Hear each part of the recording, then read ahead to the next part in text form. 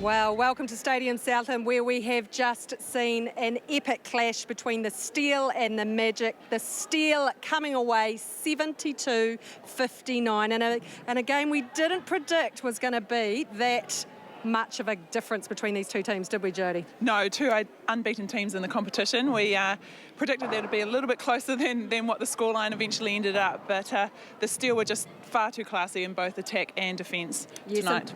Emphatic, weren't they, the Steel? And if we look at their attack, they offered so many options on attack. Their ability to penetrate onto the edge, look long into Fowler Reid, who's their absolute linchpin in there, and they were also able to make some changes in that attack end as well. Yeah, it was nice to see some different faces come on and take place in Steel and get some game time, but like you said, the ability to change up their game I think is a real asset of the Steel.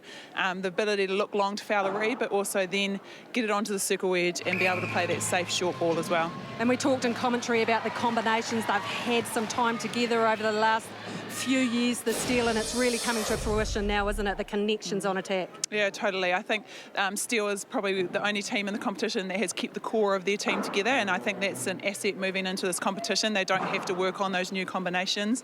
They know each other inside out, and I think you're really starting to see, you know, the Crampton-Selby-Rickett combination come through with feeding, and also into Fowler Reid as well.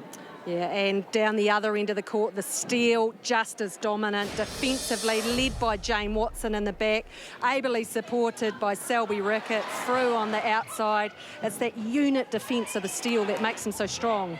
Yeah, I think so. I think the ability to work together as a four down there, they put on the box defence, or what we call the prong defence, and they've just forced teams into making those passes that you don't want to, and you let go and you think, oh no, there you go.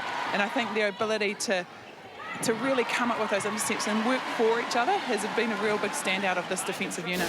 Yeah, well, look, and the scary thing is they possibly are only going to get stronger, only 3 rounds into this ANZ Premiership. As we have a look at the match stats, Jodie, what do they tell us? Oh, dominant in Steel in all areas. I think the big one stands out to me is 14 gains to 4. That's 10 more gains that they've had than the Magic, and they've certainly punished the Magic for that. And the way that they can score so quickly, you do not want to be giving turnover ball to the Steel just like that. Shooting stats across the board reasonably well.